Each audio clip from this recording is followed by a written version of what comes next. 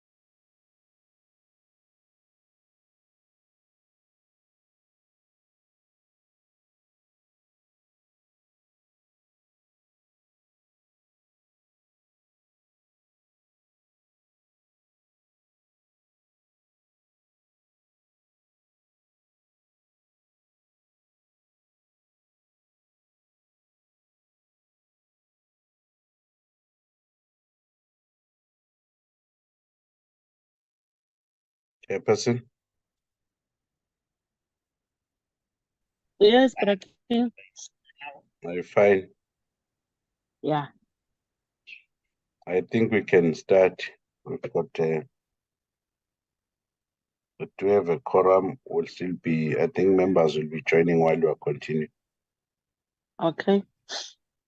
Thank you.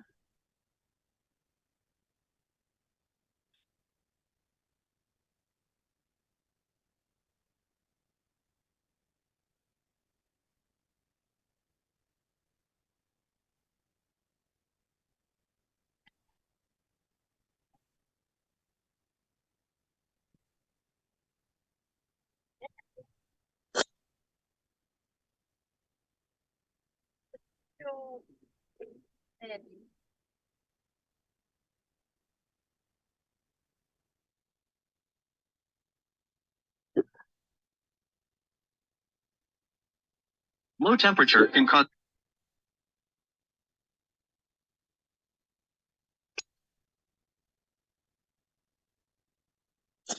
Good morning, honorable members and our officials. Afternoon, Chair. Oh, sorry. I'm used to morning. Good afternoon. Thanks, Braking. It's past 12 now. But in a sinto sati rishile. Yeah. Yeah, warmly welcome to this session where we're going to consider deliberation and adoption of public participation report on Small Enterprise Amendment Bill, B16 of 2023. So I don't want to waste any time because time is not smiling with us, but fill in the meeting, your constructive ideas is critical. So the meeting is officially opened. We'll zoom to item 2, which is roll call and apologies. Braking, can you take us through? Yes, good afternoon, Chairperson. Good afternoon, members of the committee. Good afternoon, colleagues. Chairperson, in the platform, we have you, yourself, Mr. Jacobs, Mr. Inkosi Ultuli, Mr. Kruger, Mr. de Villiers, Mr. Mieni, Ms. Matulelwa, Ms. Lubengo, and Mr. April. Those are the members so far that are in the platform. I think the others will still be joining, Chair. And then we do have Ms. Kasamba, who is representing the department. I was also expecting Mr. Msizane.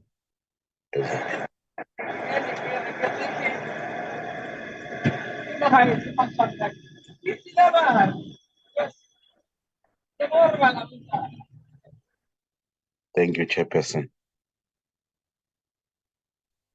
I see on Mr. Tivilas raising his hand, Chair. Ms. Honorable de Villiers, do you want to make an apology? Yes, Chair. Thank you very much, and good afternoon to yourself and also to the other members. Chair, I just need to say that I will need to excuse myself at about 1:45. I am away on duty in the National Assembly, in the plenary, and I also need to do a declaration in the plenary. So I will need to be in the physical house sitting by 2:00. So please excuse me at approximately 1:45. Thank you, Chair. Thank you, Honorable de Villiers. Your apology is taken. What we would like you to do is to submit whatever you would like to submit. Since yesterday you had raised certain issues which you would like us to consider as the committee. So I will allow you that space before you leave. Thank you. Oh, Chair, I just got the message that Ms. Klomelan just got a load shedding, so there's that apology. Apology taken. She will join us since we're going to have a long day.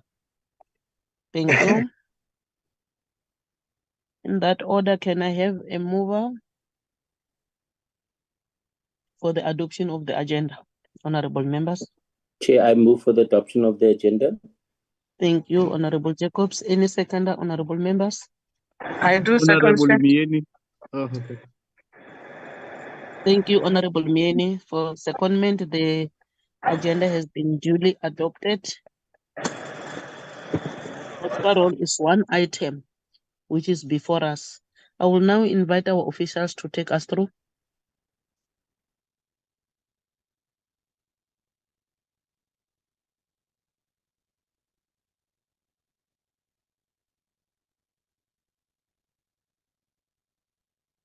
Braking, can you give me sharing rights? Am I the next one on the agenda, by the way?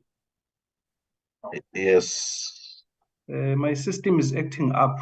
I don't know if it's me this side or it's Parliament. Do I have the sharing rights? Yes, I've just made you a co-host. Okay.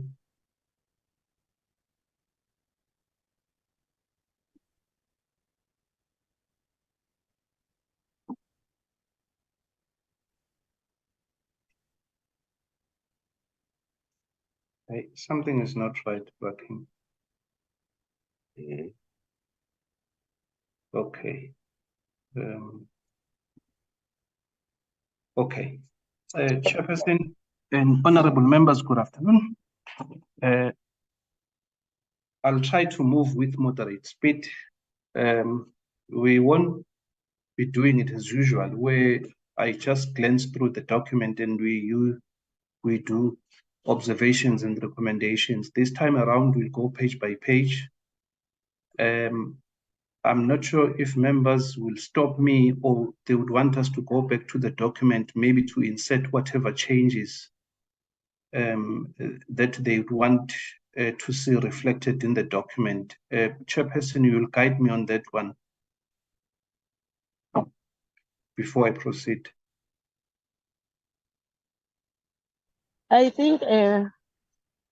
Gumede, to assist Yes. members, since members were fair, majority of them saying that is for the first time that they deal with the issue of the bill. So in your hands, because what is important is to make sure that we are all in one page, same page. So try your best, which will assist members to understand what you are presenting. That's my request. Thank you. That's fine, Chair. Again, Chair, instead of doing the actual presentation, I decided against that. I thought maybe just going through the actual document would actually assist members to identify areas where they would want to make inputs, amendments, alterations, subtractions, etc. So, Chair, the document is a 20-page document. It excludes attachments. Attachments would be the speaker's register, but I sent it to Braking yesterday to circulate it to members. Surely you have that. What we also do, Chairperson, it excludes the written forms that we collated during the hearings. Remember, there were those who opted to put their comments or submissions in the form that was provided during the hearings. Also, the document excludes the email submissions that we received. I also circulated the Chairperson to WhatsApp group. It's just an evidence, really. Those are not substantive inputs, but a simply yes or no answer. And then people will then provide the reasons why they accept, the reason why they reject. In all those documents, Chairperson, there is a very strong support for the bill. For instance, in terms of the email submissions, when I look at it, when we do the calculations between the yeses, the nos, and the partial, it's plus 60% of those who say they want the bill to be approved. Also in the written forms, it's above 70% of those who say they want to see the bill approved. Also in terms of the written submissions, substantive written submissions, many are giving the bill a go-ahead, but they have expressed issues that they want maybe to be incorporated in the final bill that will be approved by the National Assembly. Without wasting time, Chairperson, I'll go through this document. It's a 20-page document. It starts with the introduction on page 1. Basically, we are sort of giving a bit of a background here to say the minister introduced the National Small Enterprise Amendment Bill. The date was on the 29th of June, 2023. The bill had been given a green light by the Cabinet for introduction to Parliament on June 7, 2023. The notice and an explanatory summary of the bill was published for Gazette as required by the rules of the National Assembly. Then the bill was then accepted by Parliament as it had complied with all the requirements of Parliament. Well, Chair, then 1.1, we are just giving the background of what we did now as a portfolio committee last year around December, after having adopted the petition from the complainants against the IFTs against Telecom OpenServe. So it's just to provide a background really that on the 7th of September 2022, the committee, we had decided to initiate the committee bill. We are providing the timelines of what actually happened from then on. On 22 February 23, we sent a memorandum to the Speaker in terms of the rules, Rule 2731. On May 2, the National Assembly gave us a permission to go ahead with the bill in terms of Rule 273.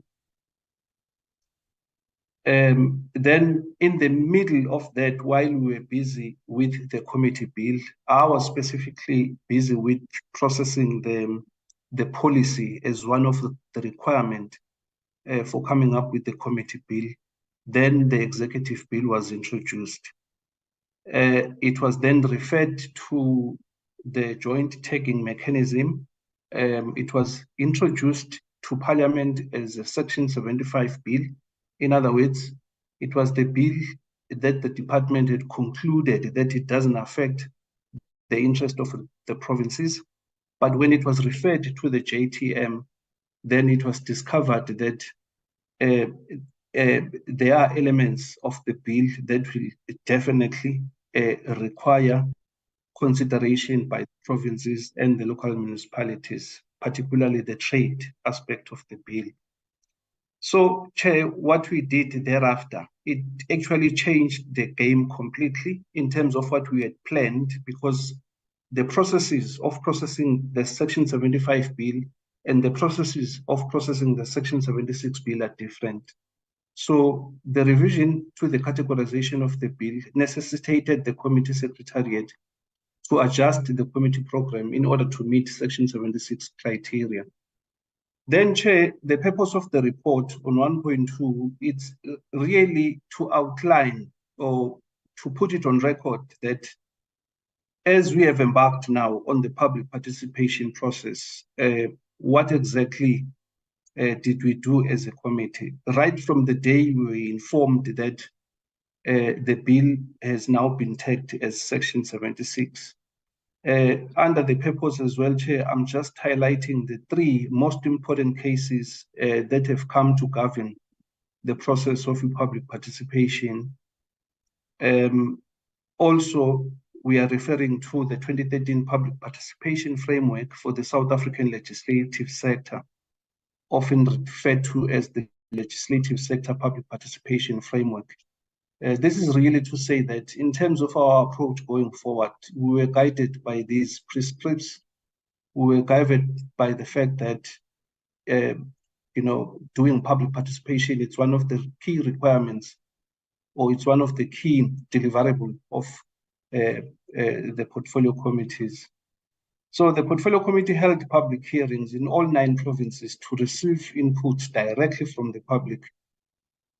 Consequently, the objective of this report is to highlight the primary issues expressed throughout the public engagement process in order to bring those into the record. The report will reference issues raised during the submissions held via a virtual platform on the 28th of November. The report further provides a summary of written submissions received from various interested parties, a clause-by-clause analysis, and proposals made in response to public comments with respect to a bill. Then, Chairperson, on historical context, we are basically giving the background here to say there are reasons behind why the department embarked on this process. The the economy, the South African economy, we are saying it has grown tremendously since the bill was promulgated in 1996. There are new sectors, Chairperson, that have emerged, like your ICT, while others are going down, like the mining sector. Then in 1995, there was a white paper on national strategy for the development and promotion of small businesses in South Africa. That white paper was later converted into the bill. Then in 1995, the National Small Enterprise Act number 102 of 1996 was then passed or promulgated. To date, that act has been amended twice. There was one amendment in 2003, which repealed all provisions pertaining to the National Small Business Council. Then it introduced the advisory body. The advisory body is currently in the act, but fortunately it hasn't been implemented. Then again, there was another amendment in 2004, which really was a period where SEDA, Small Enterprise Agency, was founded. It also made provisions to repeal, it also repealed all provisions pertaining to the NSIGA Enterprise Promotion Agency. In fact, that agency was then collapsed under SEDA. Then, Chair, Section 3, overview of the National Small Enterprise Amendment Bill. It's now the bill that has been introduced by the department to Parliament. It's currently before you. We now know the objectives of the bill. The first one of which is to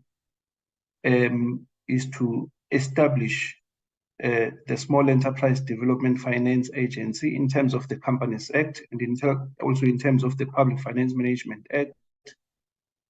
Basically, it collapses Small Enterprise Finance Agency, Small Enterprise Development Agency, and Cooperative Development Agency into one entity of the Department of Small Business Development. The three entities, SEDA and CIFA, they were registered in terms of the Companies Act of 2008, as well as the Public Finance Management Act. But the CBDA was just a statutory agency registered as a public entity in terms of Section 3A of the Public Finance Management Act, meaning it was not registered in terms of the Companies Act like the other two, SEDA and CIFA. Then the second most important aspect of the bill, members, is the creation of a Small Enterprise Ombud Office. As you are aware, we've been getting a number of complaints from small enterprise sector regarding what the committee has come to term as bullying. I won't say unfair competition because it's being administered elsewhere, but it's issues that directly impact small enterprises that were not covered under any legislation, be it your Consumer Protection Act or be it the Competition Act. As a result, there was a gap. Others, for instance, they would, approach the small claims court. With small claims court, they won't entertain your query if it's more than 15,000 Rand. Others would argue that maybe it was supposed to have catered under the Consumer Protection Act. Again, we are dealing here with juristic companies that are not necessarily the individual or the consumers. Again, in terms of the consumer legislation, it only covers complaints up to 2 million rands, not the type of complaints that the portfolio committee has been exposed to. Then the third one, the bill proposes to empower the minister to declare certain practices in relation to small enterprises to be prohibited as unfair trading practices, as well as make regulations with regards thereto.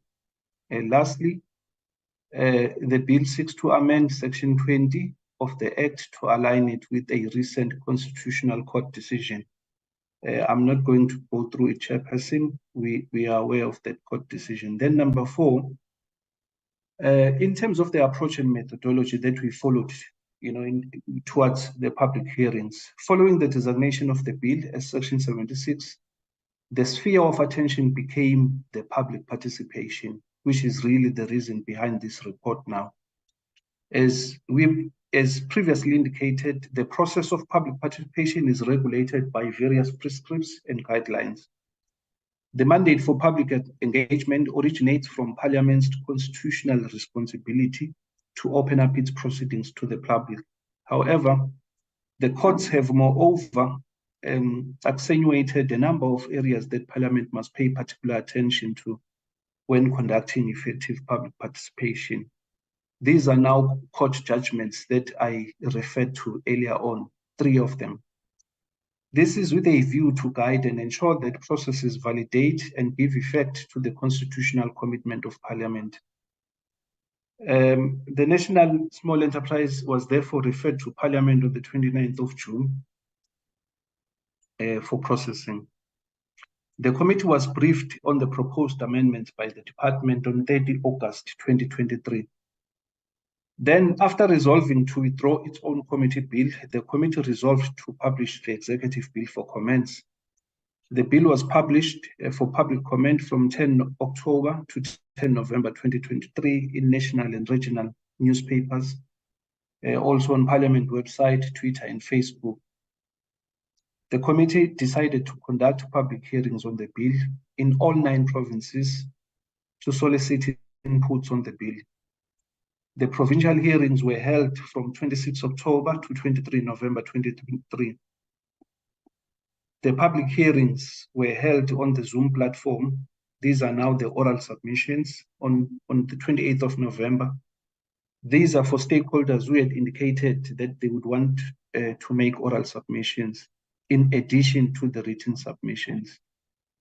The department responded to the oral and written submissions on the 29th of November, not the 30th. This needs correction. Then, Chair, in terms of the preliminary consultations we did before we embark on the public participation process, we conducted a number of pre-consultation engagements, both inside and outside of Parliament, to ensure that we run a smooth and successful public consultation. The Secretariat began its preparations by holding a series of discussions with key units within Parliament. This was in order to create a provincial work plan for nationwide public consultation in all 9 provinces that is accommodating to the members of the committee and also the staff that was deployed to assist the committee. The project team benefited considerably from the advice provided by legal unit in terms of the nature and format of the hearings. As a result, there was a level of comfort from the committee secretariat that legislatures, both national and provincial, have discretion in determining how to best facilitate public involvement. In the process, the committee safeguarded the principle that there should be a reasonable opportunity for meaningful engagement in the legislative process, and the public must be able to take advantage of that. Then, Chair, the process of public participation began with the creation of a project plan, which defined essential deliverables for public engagement events, as well as predicted logistic specifications. Despite limited time, venues, communication plans, bills, bill translations, and other logistical arrangements were developed, albeit not without hiccups. There were challenges, but we were able to overcome them. With assistance from other units, publicization was achieved through using information sessions, educational publications, communication strategies such as radio, social media platforms, and suitable information sharing initiatives to ensure that the public was informed and made aware of the bill. In addition, honorable members, there were media statements that were issued. There were also press releases that were issued, and some were placed on the Parliament website to inform the public about the exact date of the public hearings in each district and local municipality. The persistent struggle to secure venue on time almost disrupted the program, and this is an area that has to be improved in future public hearings. For instance, one of the reasons why Ogwini, we had to call it off, it was precisely because there was just no venue. Beside the fact that there were no deployment, but it's one of the reasons that we decided to call it off. Another important consideration, honorable members, that weighed heavily on the committee's schedule was the amount of time left before Parliament dissolved. That is, at the conclusion of the term, all bills before Parliament must have been completed, meaning must have been approved by the National Council of Provinces.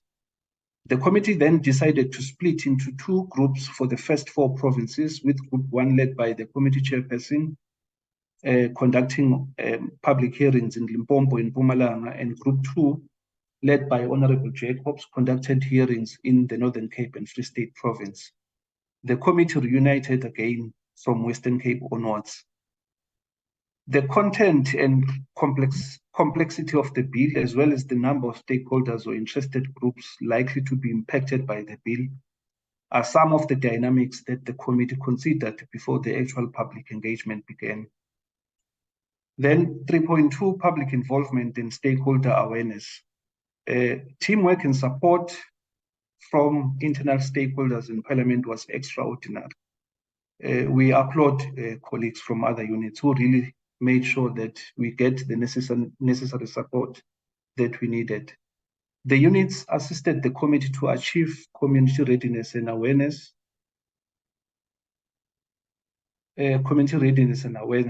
Public involvement and stakeholder awareness sessions were conducted in the designated municipalities by colleagues from PDO, who, despite being employed to service other committees, struggled between our committee and those committees.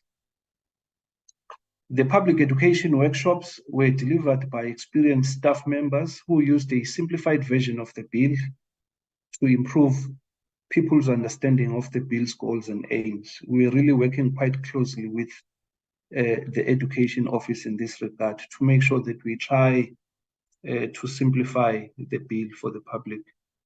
The publications were also distributed to the general public and attendees during the stakeholder awareness meetings. All official languages were used to translate the bill summaries. Due to time constraints, the bill summary was not created in Braille format to accommodate those who are visually impaired. This is an omission, honorable members, that the committee regretted and identified as an area for improvement in the future public hearings. In terms of the communication strategy, Parliament Communication Services created a WhatsApp group, posters and video promo for the bill. The content of the posters indicated the province, the date, time, and venue of the public hearings for the respective provinces. Mobilization took place to inform public about the public hearings. According to the interaction with Parliamentary Communication Services, the communication strategy comprised of video, promos, media warnings, and radio broadcast.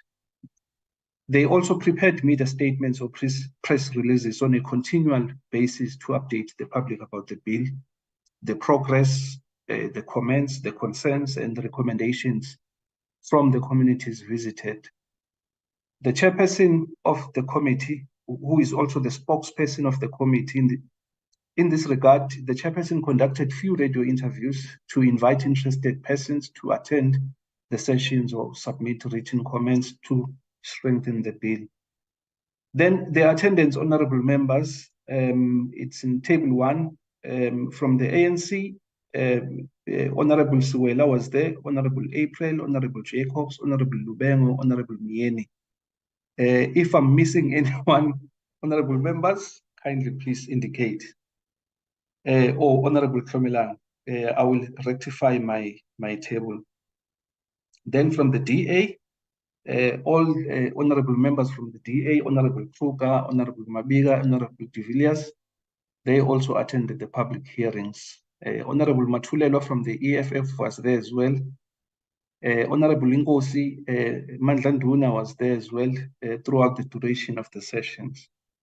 Then the colleagues from Parliament, it was us, Mr. Gunene, Mr. Romano was seconded to assist the committee, Ms. Mbelegane, the researcher, the committee assistant, Mr. Dodo, and colleagues from other units, Priscilla Mahlad, Ms. Mokwena, and Ms. Maledu. Then on section 4, honorable members, I now turn to the public hearings themselves. This section provides a summary of consolidated reports from each district municipality, and it is subdivided into 5 categories as follows. 1, there is a category for provincial public hearings. That's the one, honorable members, I was alluding to earlier, that there is an annexure of all the speakers who attended the public hearings. There are also written submissions. We call this substantive written submissions. There were not many. It's about 16 of them from the organizations. Then there's about 3 that came from the individuals. Then during the public hearings, we distributed written forms, which we collated during the hearings. Then there is also email submissions that were done. We've also circulated a consolidated list of those emails. In that document, it's a very lengthy document. We are providing the name of the person who made the contribution, the email address, and the content of the submission or remarks. Others did not make any remarks. It was just to say yes and no. Others, when they rejected the bill, they would, for instance, state the reasons why. But like I indicated earlier on, at the most, more than 60% of those who made their email submissions, they approve of the report. Then there is oral presentations that took place yesterday via virtual platform. The public participation was set to begin on 26 October 2023, and it did happen, and end on the 19th of November. However, due to the announcement that there will be a voter registration weekend between 19 and 20, we had to defer the dates. As a result, we ended up completing our public participation on the 23rd of November, 2023. Then for public participation, 20 district / local municipalities and 5 metros had been identified. No adverse incidents were reported except in the Ugu district municipality that was dropped from the list due to unforeseen logistical challenges, and there being no deployment from Parliament to conduct public mobilization and education. Also, in Limpopo, there were last-minute adjustments in the Waterberg district municipality from Lipalale to Mudimole local municipality. The committee was informed at the 11th hour of a traditional ceremonial activity that was to be held on the same day the committee was due to conduct public hearings. Consequently, and as a gesture of respect, all activities that had originally been scheduled to take place in Lipalale were seamlessly relocated to OR Tambo Hall, that is in Mudimole local municipality. The committee did, however, hold provincial public hearings in all 9 provinces, as shown in Table 2 below.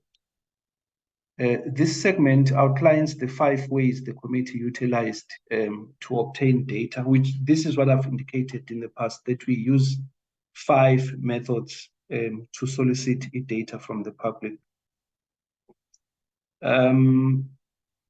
Then Table 2, honorable members, it's just a list of it's a list of the provinces that we visited, the list of the district municipalities, and then within the district municipalities, the list of local municipalities, and the actual sites or venues that we visited.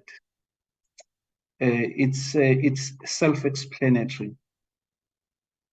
Then 4.1, we look at the summary of provincial hearings. Members of the committee traveled to all corners of the country to gather public opinion about the bill. Participants in the bill came from both rural and urban areas. Political parties, small entrepreneurs, informal traders, spaza shop owners, cooperative enterprises, traditional leadership, small-scale farmers, chamber of commerces, etc., and youth formations were among them.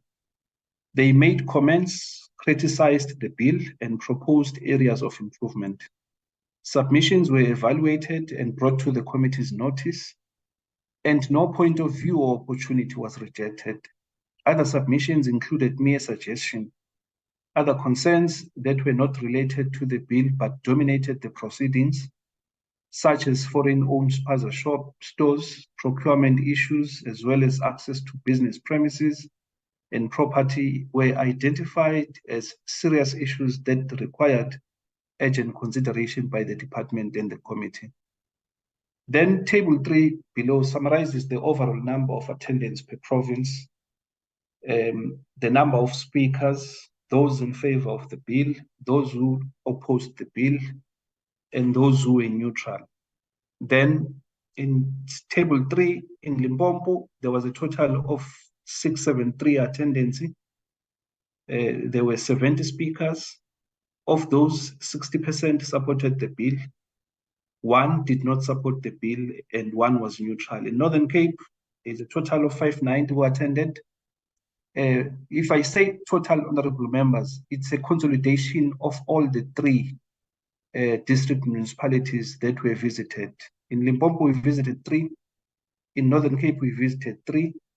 So all, in Northern Cape, there were 48 speakers. Of those, 44 supported the bill, 4 did not support the bill, and there was no one neutral. In Mpumalanga, it's a total of 457. In Mpumalanga, we only visited 2 district municipalities, not 3 like other provinces. There were 44 speakers who made submissions. 35 of those approved. Then not even a single one who said no. Then 9 of those were neutral. In Free State, there were 358. In all 3 district municipalities, there were 41 speakers. 30 of those supported the bill. 4 rejected the bill, and 7 remained neutral. In Western Cape, we did 2 district municipalities. There was a total of 203 attendants. 40 made submissions, made oral submissions. 31 of those supported the bill. There were 0 rejection, and then there were 9 neutrals. In Western Cape, honorable members, we visited Agalas and Etlon. In Eastern Cape, 685 attended the public hearings. Then 72 made oral submissions. 53 said yes. Then 3 rejected the bill, and then 16 remained neutral. In KwaZulu-Natal, we did 2 district municipalities and 1 metro. There were 41 who made oral submissions. There were 64 who made oral submissions. Then 60 of those approved the bill. There was no rejection. Then there were 4 neutrals. In Northwest, 3 district municipalities visited. 57 made oral submissions. 39 approved, 0 rejection. Then 18 were neutral. Gauteng, 658 attended. 72 made oral submissions. 49 approved, 19 rejected. Then 6 remained neutral. Then the total for the national honorable members, it came to 4933 in terms of the overall attendance. Then a total of 508 speakers across all the provinces made oral submissions on the bill. A total of 401 approved the bill. This constitutes 79% speakers who were in support of the bill, while 31 rejected the bill, and that constitutes 6% of those who rejected it. A total of 78 were neutral. It constitutes 15% of those who remained neutral across all the provinces. Then, honorable members, inferring from these figures, it is evident that the bill enjoys widespread support. There were issues that arose throughout the hearings.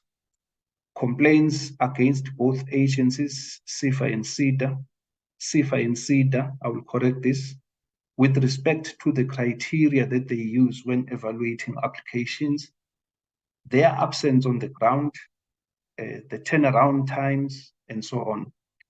Most people supported the bill on the grounds that CIFA may potentially improve the way both agencies operate. The main recommendation, as stated below, is that the offices of CIFA must be decentralized. This was the theme, honorable members, if you recall. The establishment of the Ombudsman Office drew widespread support, resulting in the bill approval.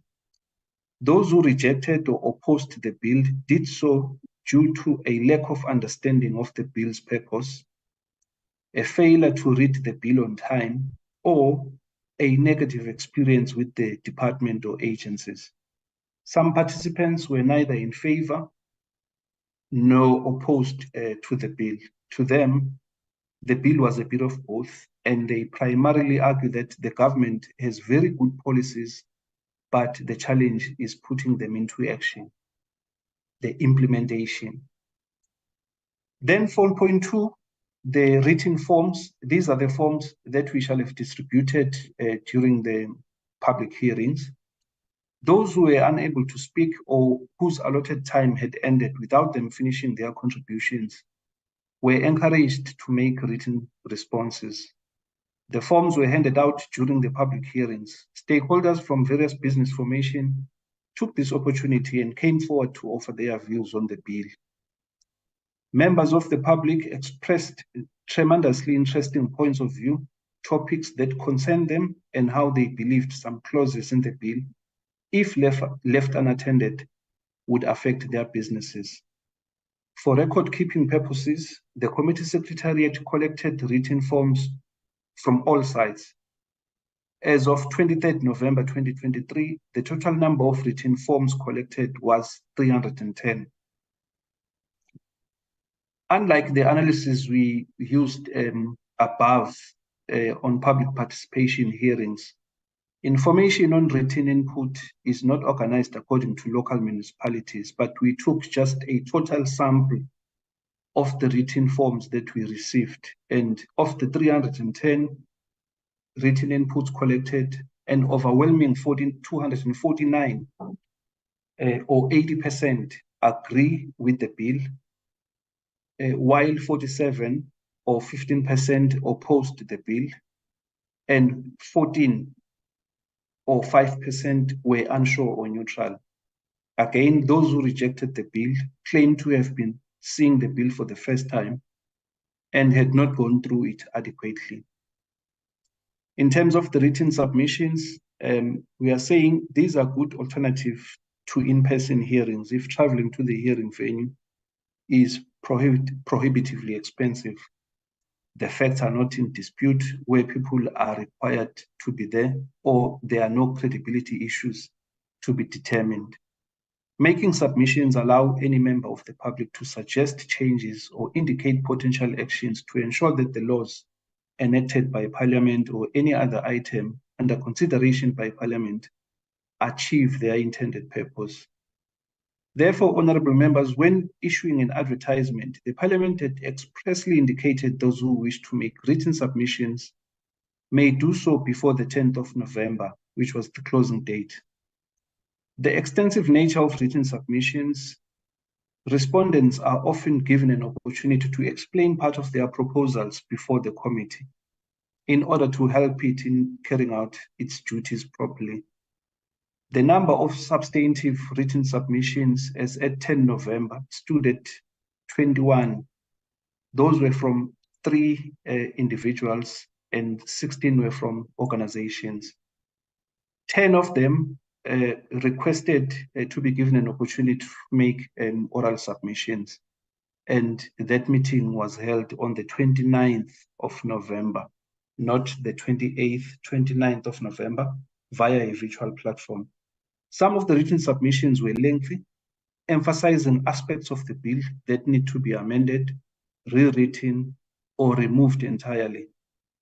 These are covered, honorable members, separately. I will share. In fact, I apologize to my colleagues, to King and Telana, because I forgot to share the summary yesterday. So table 4, it's just a list of written submissions that we received from the organizations, from the individuals. Then we are also capturing those who made the request to do oral submission on the same table. 4.4 electronic mail submissions. I've touched on this.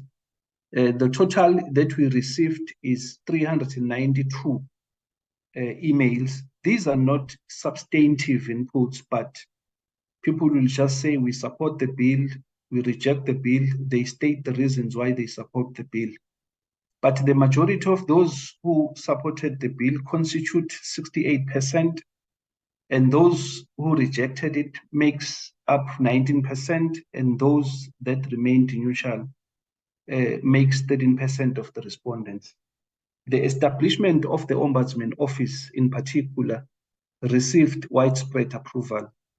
For record-keeping purposes, the consolidated electronic mail contributions was circulated to the members. They are also appended as Annexure B. Oral hearings, as noted in section 4.3 above, there were organizations and individuals that had demonstrated an interest in giving oral presentation. It's the same meeting that was held yesterday, or day before yesterday, I'm sorry. I'm correct, it's on the 28th, not 29th. Then, in terms of the statistical analysis, it's a very short summary, really, to say, in terms of the public hearings, they were attended by a total of 4,933 people from all South Africa's 9 regions. A total of 508 of the 4,933 participants submitted oral submissions, with the majority unreservedly supporting it. It should be noted that some participants handed in written forms, and we have indicated above, while others submitted them via email.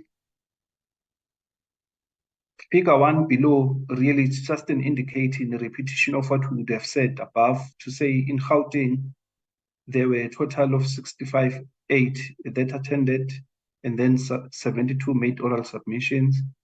In Northwest, Northwest was the highest with 828 attendance. However, in terms of the speakers, it only came down to 57. It could be this was affected by the developments in Mafikeng, where really it took us some time to start due to logistical challenges. Then in terms of the numbers, this was the Northwest was followed by the Eastern Cape at 685 and Limpopo at 678. The provinces with the fewest attendees were Free State at 358 and Western Cape at 203.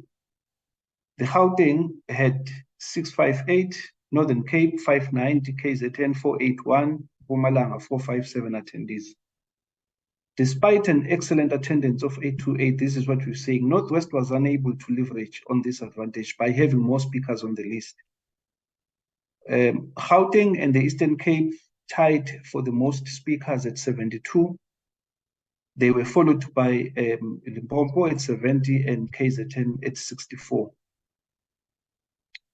Then section 6, honorable members, we look at the key emerging or substantive issues across all the provinces. The following is a summary of the comments received during the public hearings, both oral and written. Speakers in provinces discussed a variety of issues concerning small businesses, including compliance. The red tape topped the agenda. Access to finance topped the agenda. Access to land, business premises, and property to market access were one of the issues that came out strongly. At first glance, some of the issues presented appeared to be unrelated to the bill. However, when you listen carefully, you can tell that in many cases, it comes down to expression or interpretation. For example, the topic of red tape dominated the proceedings, but there were few speakers who referred to this phenomenon as red tape.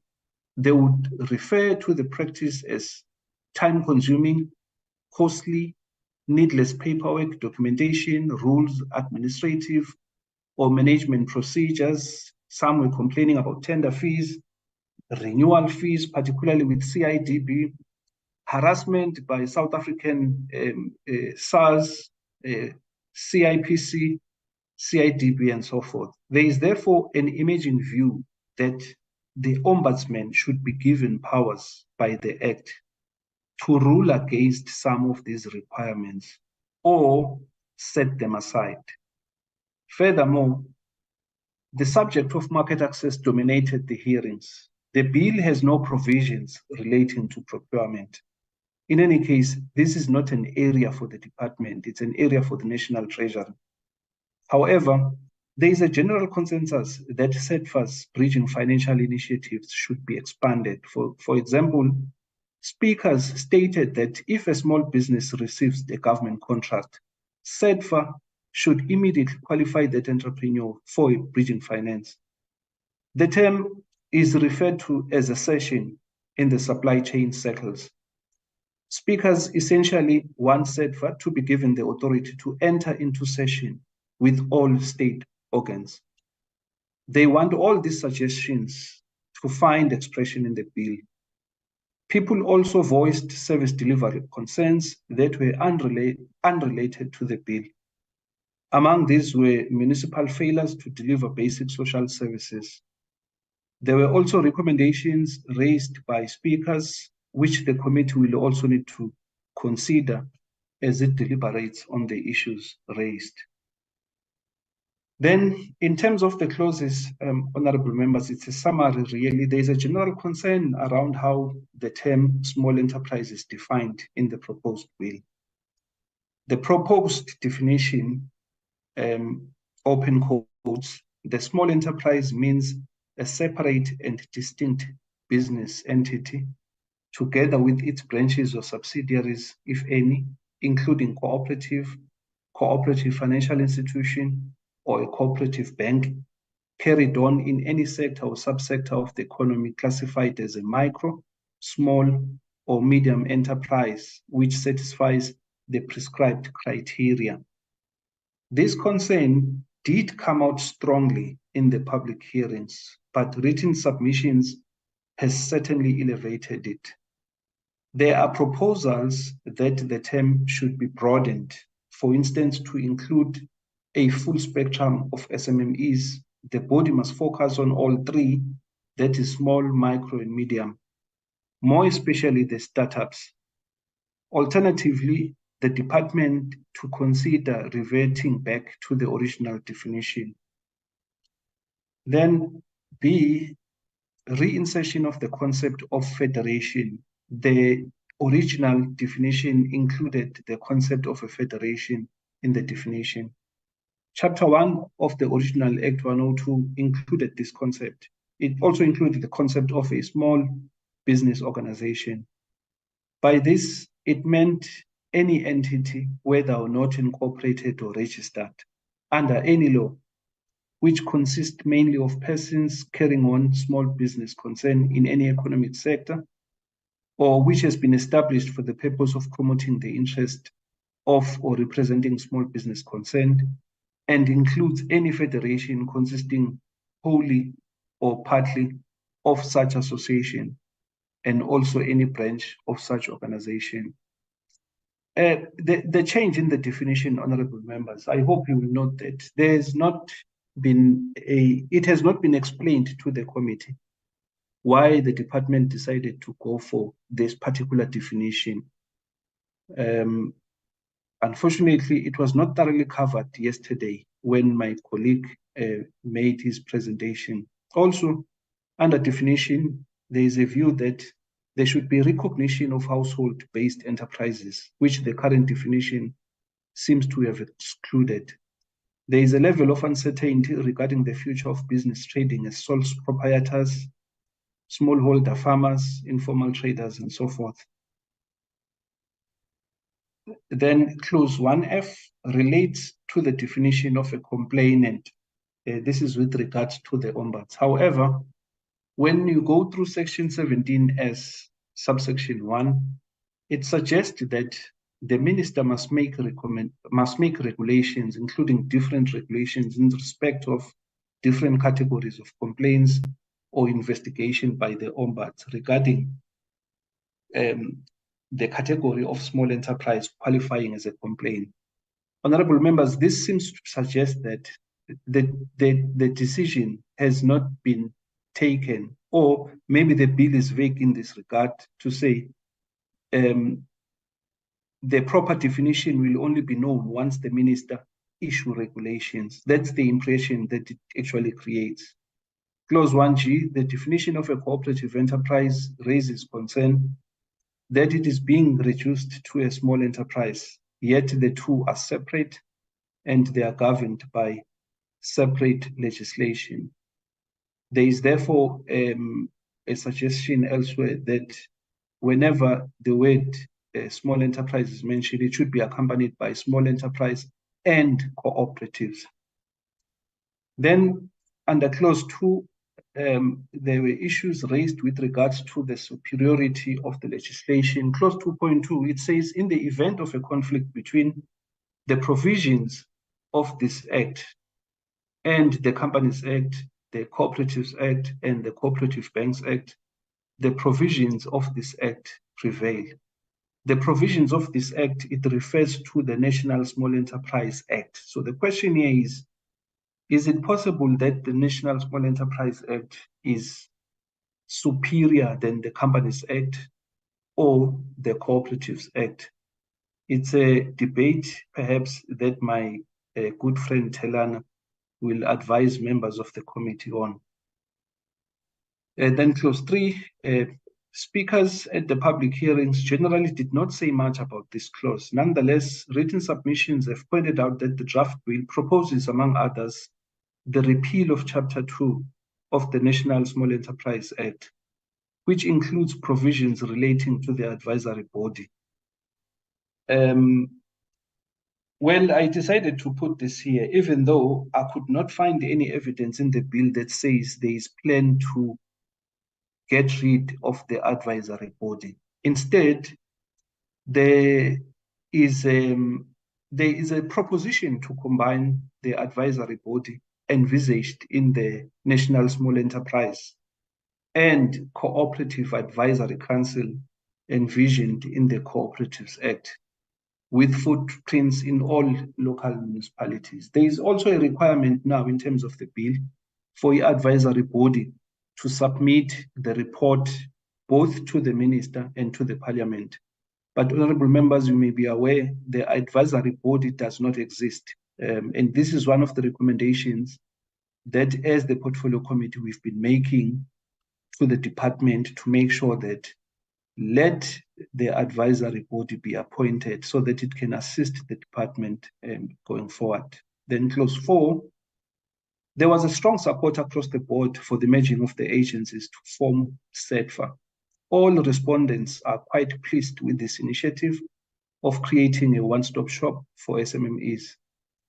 The cooperative banking sector, on the other hand, and as they were represented by Mr. Padu during the oral submissions, is not pleased with the developments. They cite, among others, lack of consultation by National Treasury, which remains the custodian of the Cooperative Banks Act. While they are content with CBDA moving to DSBD, they, however, wish CBDA functions to be retained and the whole process to repeal some of the chapters in the Cooperative Banks Act, chapters 4 and chapters 5, rescinded until proper consultations with National Treasury and NETLEC are embarked upon. This is another area, honorable members, where we will need illegal guidance, because what the National Small Enterprise Amendment Bill seeks to do, it amends other legislations, such as the Cooperative Banks Act, that resides within the National Treasury. So as members, we are not aware, or we're not sure as to the extent of the consultation that took place between the department and National Treasury. We now know that on the part of National Treasury, which is really the custodian of the policy, the custodian of the act, I mean, it did not consult the sector. So it's one area that we need to pay particular attention to going forward, to make sure that we don't leave any error.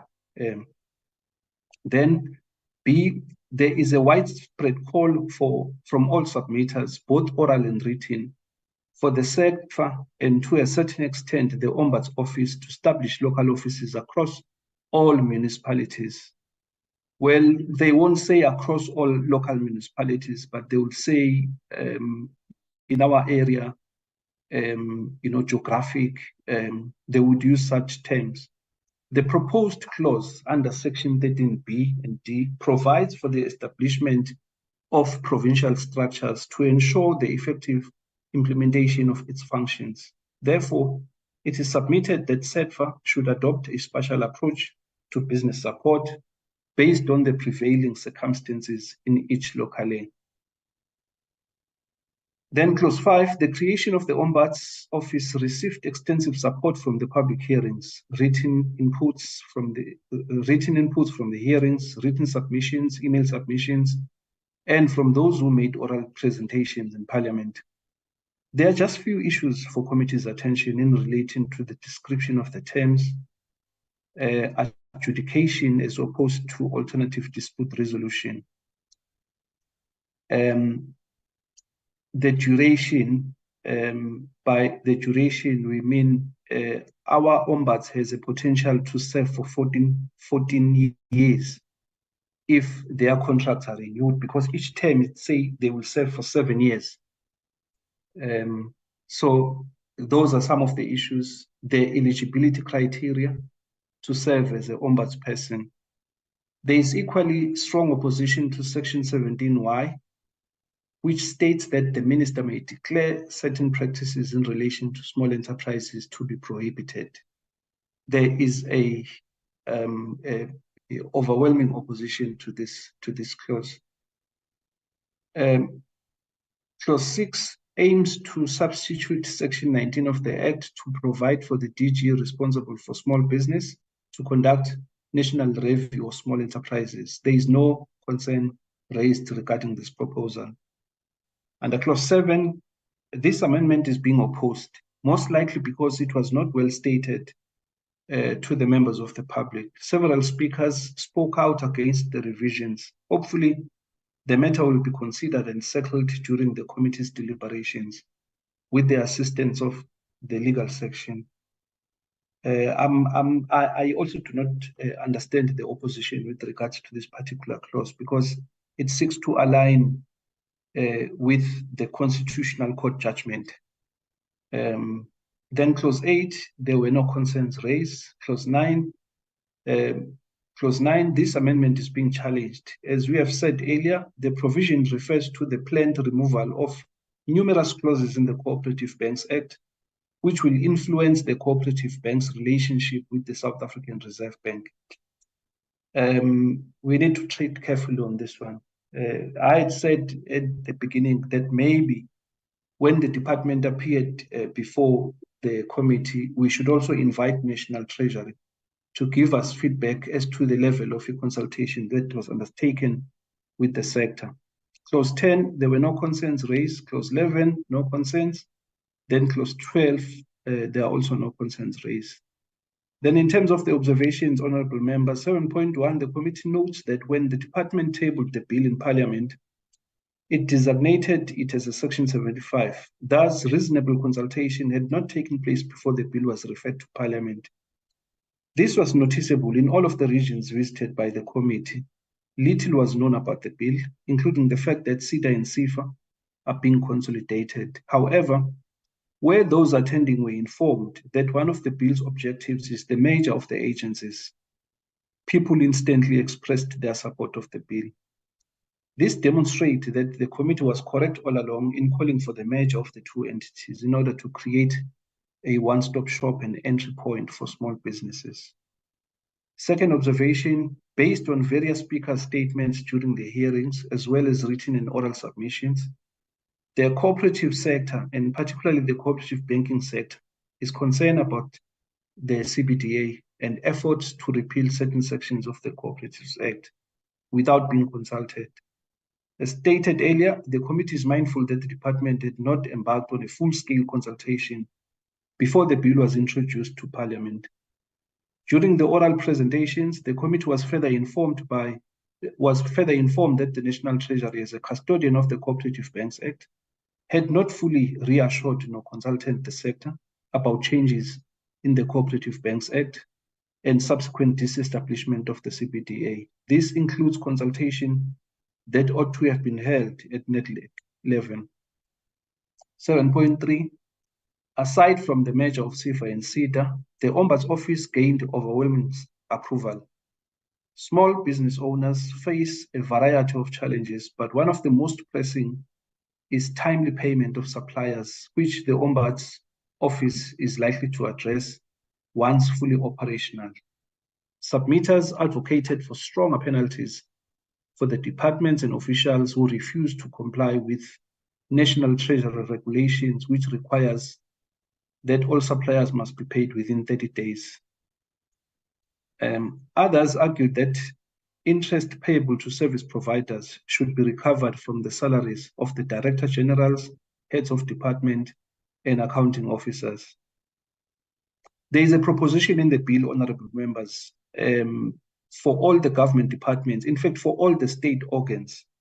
When I say state organs, it includes the SOEs as well. There is a proposition in the bill that says, if you don't pay a small enterprise within 30 days, then the department will start to incur the interest. But the question is, who will fork the bill? Should be the taxpayers, or that money should be recovered from the salaries of the people who don't want to do their job. Then on 7.4, the committee notes that red tape-related issues featured quite prominently in the hearings, written submissions and oral hearings.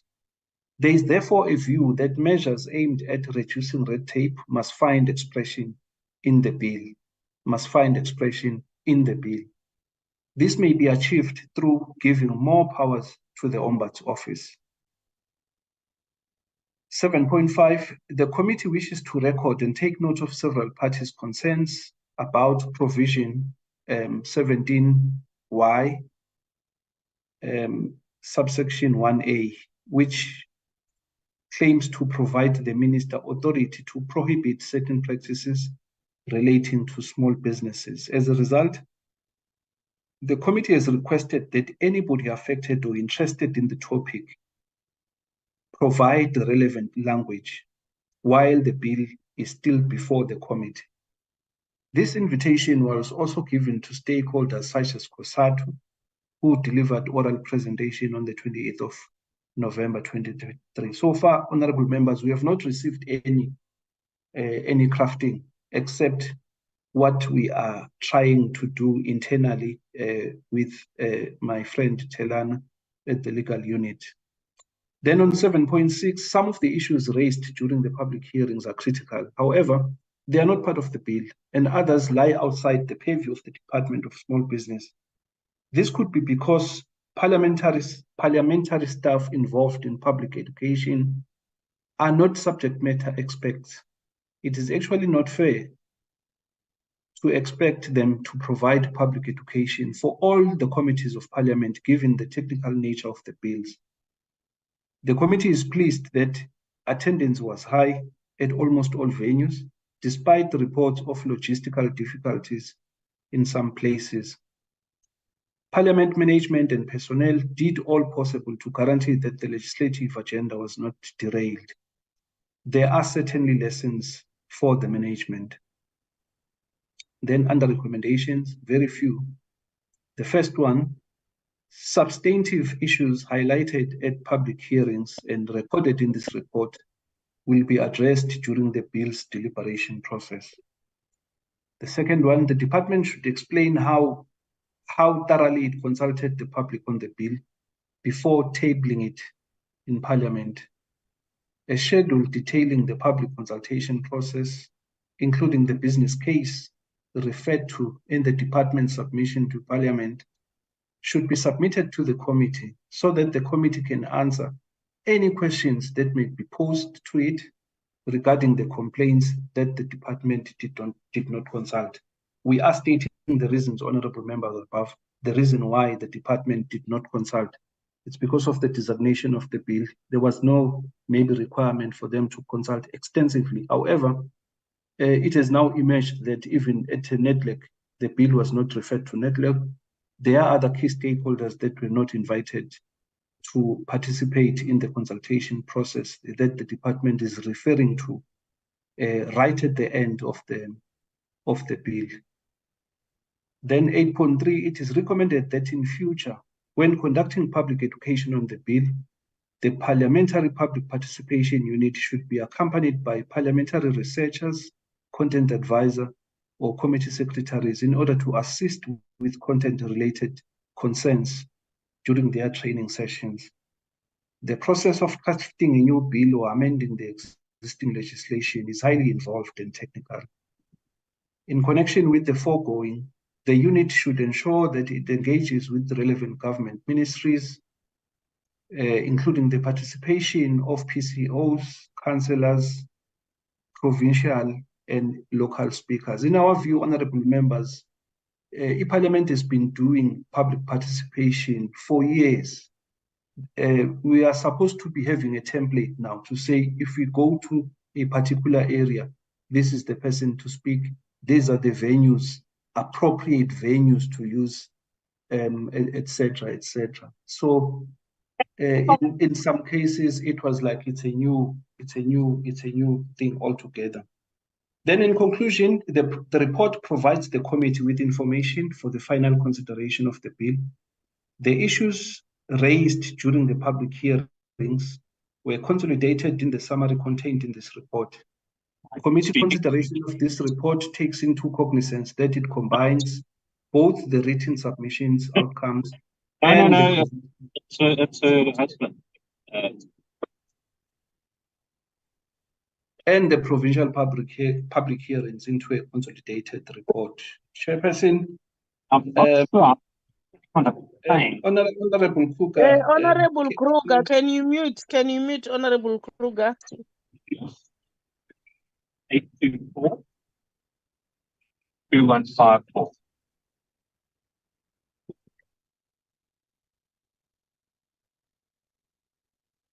Chairperson, well, let me end there, Chairperson, unless if maybe there are maybe questions of clarity from members here and there, or there are specific areas where members would want to beef up the document. Thank you, Chair. Thank you, Smo, for the detailed comprehensive report. We applaud you and your team. This was not a child's play. It shows commitment and hard working. Thank you so much. Honorable members, here we are. I would like us to comment. I'm happy because this committee was willing to have a bill. Even when we're doing roadshow, some of us were even saying that we're trying to fix a car which has got pump wheels. So here are the wheels today. The car must run.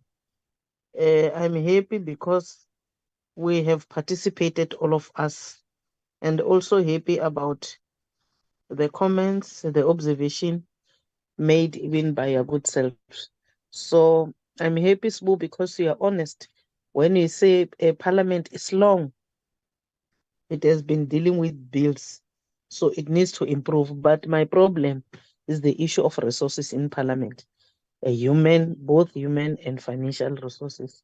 I understand that you are eager to help, but without human resources as well as financial resources is very, very difficult. However, we appreciate your efforts and thanks for the team, both officials and honorable members, for the cooperation you showed during this process. I really appreciate it. I will now invite hands for comments and additions. Thank you.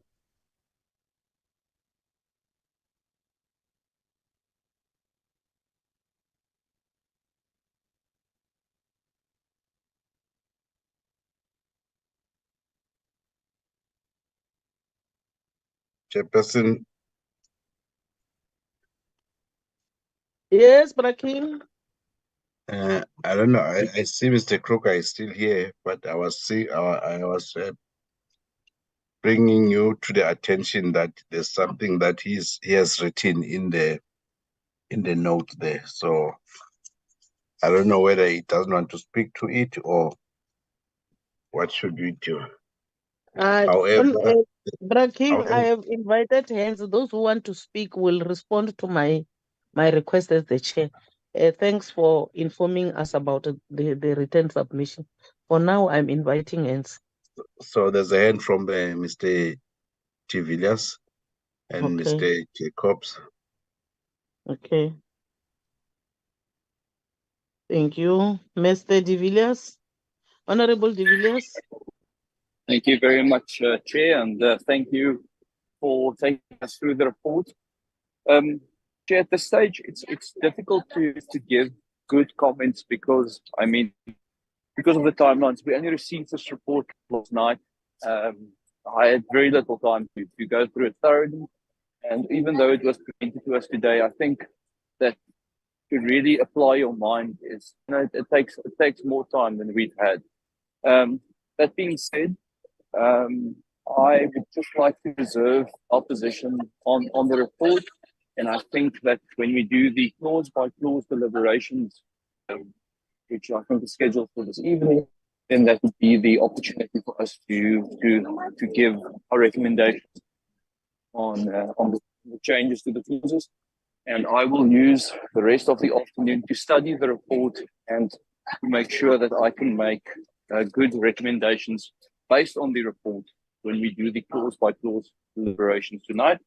So for the moment, please excuse me from the rest of the meeting because I need to go and attend plenary, as I mentioned at the beginning of the meeting. Thank you, Honorable De Villiers. That shows discipline and respect to your work. Thank you so much. You are excused. We'll meet during the night at 7:30. Thank you. Honorable Jacobs. Thank you, Chair. Greetings to all of my colleagues and everybody on the platform. I also echo the sentiments of my fellow members to record our appreciation to the team, Chair. This is a comprehensive report. I am also just going through it in front of my screen. Chair, I think I want to note the report as a accurate reflection of our 3-4 weeks of on the road. It does cover a lot of the substantive issues, and I think it will help us when we do the clause by clause debate. So, Chair, just in terms of process, I think it will be important that those clauses where there's unanimous agreement, I think we shouldn't waste too much time with those clauses. And I think we as a chair, maybe you should have the official just help us just clear the decks with all of those that there's consensus and sufficient consensus with, so that we can go through those clause by clause very quickly. But I think what Mr. Gumede did now was to surface some of the areas which is he himself said that we need to deliberate on. I mean, I picked up the one issue was the provincial composition, the inputs from the cooperatives, I think the determination of unfair trading practices. So those are some of the key things, Chair. So I know you don't want us to go into the substantive issues, so let me not go there now. Let me just say that I move, or we support this as an accurate reflection of our engagement. It also shows that public participation happened. It demonstrated that this wasn't a broken telephone. More than 5,000 people participated across the length and breadth of our country. I saw our beautiful country in all its glory, and we met great people, fellow South Africans. It was also during the time of the World Cup. So, Chair, if you can remember, I think I was in Free State when we were watching the World Cup, and you, I think, were in Limpopo. So it was also a great time to be with South Africans. And I think we owe it to all South Africans, especially the budding entrepreneurs, the emerging entrepreneurs, to push hard this next few days to ensure that this bill goes through. And I'm also appealing to all of my fellow members, let's find each other. We won't get a Rolls Royce, Chair, but I think we will be able to get a good Toyota that can serve our people, and that will be able to, because there is hunger out there is poverty, and I think the gist of the bill is really there. And I think we need to just look at how we take it forward. So Chair, in short, I don't want to go into because I know we're also going back into the House, but Chair, I want to support and move for the adoption of this report, and this lay a good basis because it does capture what we did. It also captures very succinctly the presentations, the oral presentations, the electronic presentations, the emails. So thanks again, Mr. Gumede and the team. We really appreciate you. Thank you, Honorable Jacobs. Do we have any other hand? Braking. Chair, there was a hand from Mr. Mieni. I don't know whether he has turned it down or Honorable Mieni. Honorable Mieni. Yes, Papa. Chairperson, no, I'm covered by Mr. Jacobs. I don't, yeah, I'm covered by Jacobs. But also my initials is ET. I'm not TE. Smoo. Okay. Can you repeat that, Mr. Mieni? My initials is ET, not TE. Okay, I'll rectify that. Thanks. Braking, I have read what Honorable Kruger has written here. Thanks, Honorable Mieni. I believe they will correct that. Honorable Kruger is saying that he has got a problem with network. We must just check the chat where he has forwarded his input. So maybe if you can assist us with that input. But it will be for our officials' benefit, that particular input. I do understand you, Chair, but the committee must be aware of it and says that you may flag the chat before us, because he has sent his input.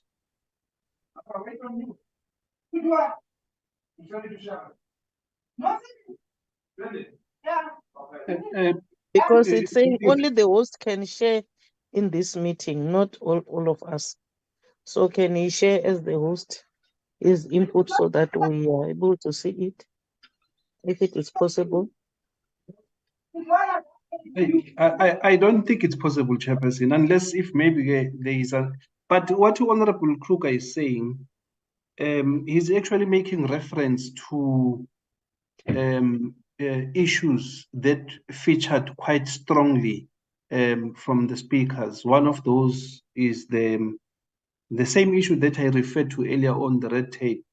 Is probably using the different lingo to say it's ease of doing business. So you want us to put that as part of the recommendation.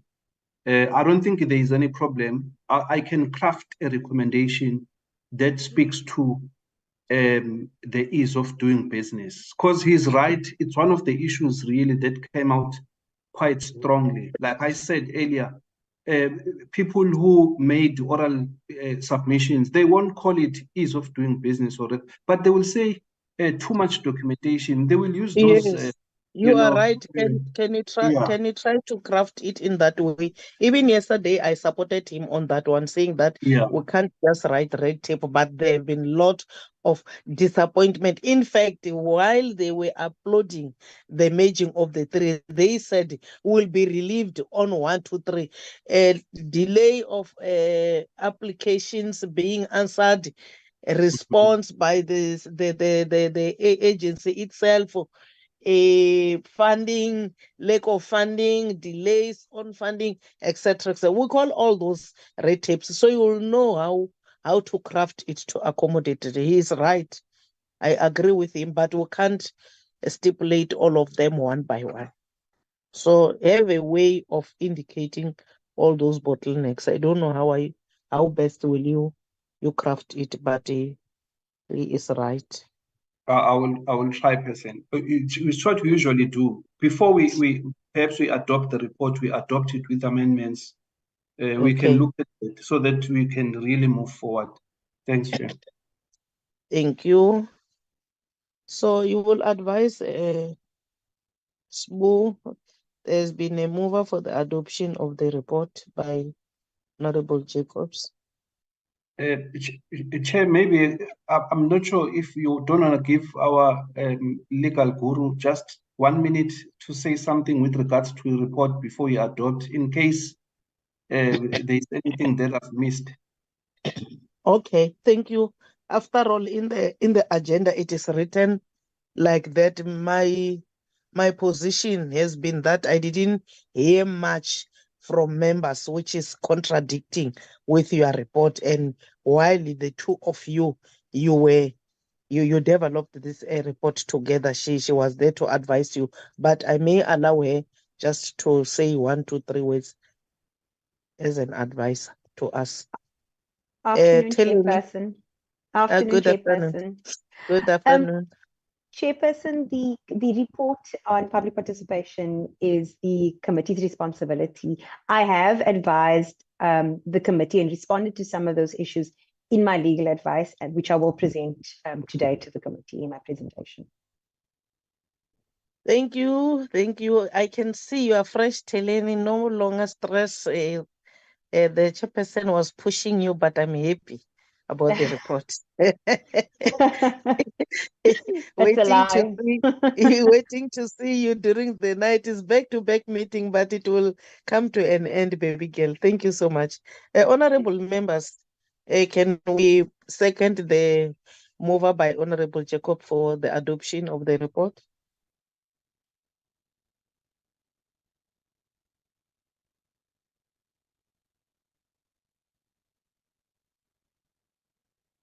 Honorable Mien, are you still on the platform?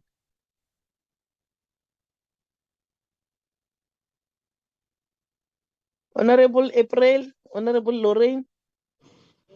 I'm talking to you, honorable members. Yeah. Yes, I'm on the platform as chair. Yeah, there's been a mover by Honorable Jacobs. Can I have a second on the adoption of the report as a true reflection of what transpired? Yes, I do second, Chairperson. Thank Honorable you, Mien. Thank you, Honorable Mien. King, can we go back to the agenda? I believe we are done. No, Chair. Good. Yes, we are done with the report. So we then have to go to the motion. I think we'll have to go to the comments by the Parliament Legal Services now. It's Ms. Taylor. Okay. Since the report has been adopted. Okay. And then I think that one for motion of desirability, then it was an oversight. SBU, I think we'll consider it before close by close, or Ms. Telani. I think Before it should close be by after close. close. Yeah. Okay. Before close by close, King. Okay. Thank you. I think we can move to Ms. Telani on the legality of the report since it has been adopted now by the committee. Okay. Telani, the stage is yours, baby girl. Thank you. Thank you, Chairperson. I presume that, King, you've given me sharing rights. Yes. So, good morning, Chairperson. Good morning, committee members. Afternoon. Afternoon. It's been a whirlwind 3 days, but we managed to consider, the Constitutional and Legal Services Office managed to consider all the legal submissions, and we will be presenting on our responses on those legal submissions. For bandwidth purposes, I'm going to switch off my video.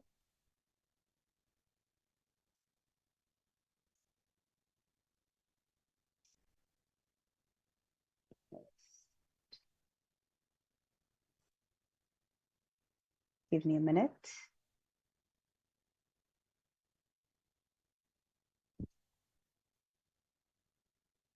I'm sure my screen is, everyone is able to see my screen. Yes, So yes, it is clear. It is clear, baby. Sure. So as I explained, my name is Talana Halley-Starkey, and I am the legal advisor for this committee from the Constitutional and Legal Services Office, CLSO. As a way of a background, the CLSO has considered the National Small Enterprise Amendment Bill B16 of 2023. The written submissions received by the Portfolio Committee, the oral submissions that took place on the 28th of November 2023, and the Department of Small Business Development's responses to the committee that took place on the 29th of November 2023.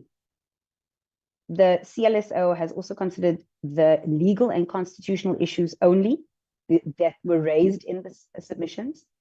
And for the purpose of this presentation, it will only address the legal and constitutional issues. Policy issues have been left to the executive to consider and to address, which they have adequately addressed in the previous committee meeting. So as a way of introduction, the constitutional interpretation issues raised in the bill pertain to the following clauses. General comments. The general comments were that public participation was lacking, that there was a shortcoming when it came to the commenting period, that there was not enough time to prepare for the hearings, that the bill was not rendered to the National Economic Development and Labour Council, NEDLAC. There are interpretation and constitutional issues regarding Clause 1, Clause 2, which is the application of the Act and the establishment objectives and duties, etc. Clause 4, the substitution of Chapter 3.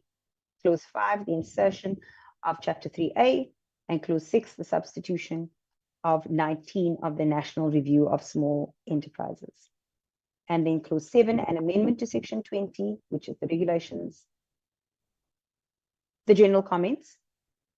Submitters have said that public participation was lacking, that the period for public comments was extremely short, that there was not enough time allocated to prepare, that the bill was not referred to NEDLAC. Our response is as follows. Reasonableness is a standard to be applied on whether Parliament met its constitutional obligation. Members, I've explained to this committee before that this can be found in Section 59 and 72 of the Constitution, and that reasonableness of Parliament's conduct depends on a particular circumstances and the facts of each matter. We consider the judgment of Doctors for Life, which established the following criteria that should be used when determining whether Parliament's conduct is reasonable in as far as facilitating meaningful public involvement. And as I said, this is set out in Sections 59 and 72 of the Constitution. These include the rules that were adopted for this purpose, the nature and importance of the legislation in question, and any need for urgent adoption, i.e. time and expense. The courts also in Mohale held that the level of public participation that would be deemed reasonable by Parliament is set out in the public participation model of Parliament.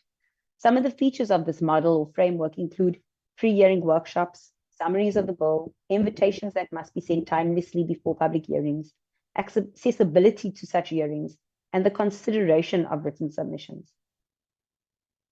As you've heard from the committee secretary and from the content advisor of this committee, there have been various approaches to public participation that this committee proceeded with.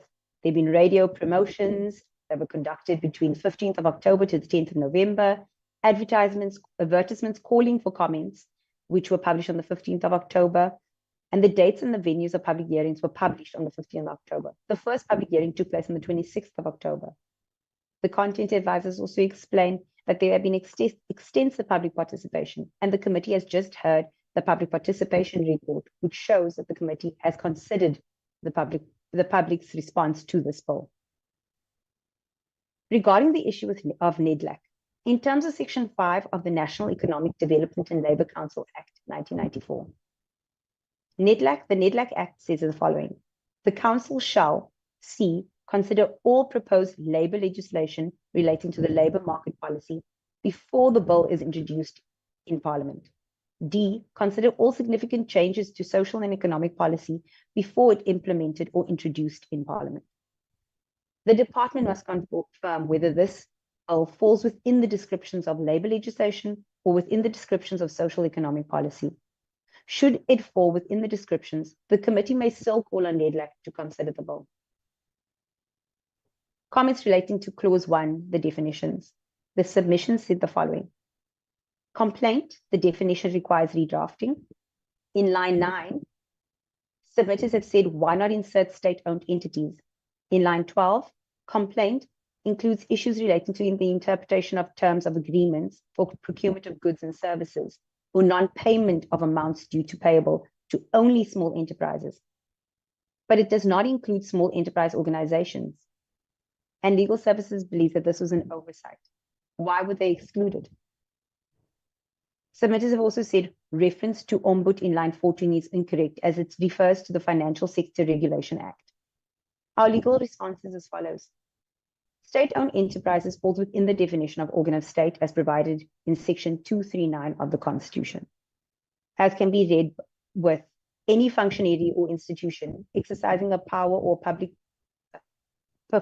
performing a function in terms of the Constitution or provincial constitution, or exercising a public power or performing a public function in terms of any legislation. Therefore, we feel that we do not have to insert state-owned entities. The proposal that small enterprise organizations be included is correct, though, to bring parity to ensuring that complaints regarding agreements of small enterprise organizations will also be covered under the definition of complaints. Furthermore, it is correct to use the FSRA of 2017 as a definition for complaint, excludes complaints that falls under the jurisdiction of complaints dealt with by the FSRA Ombud.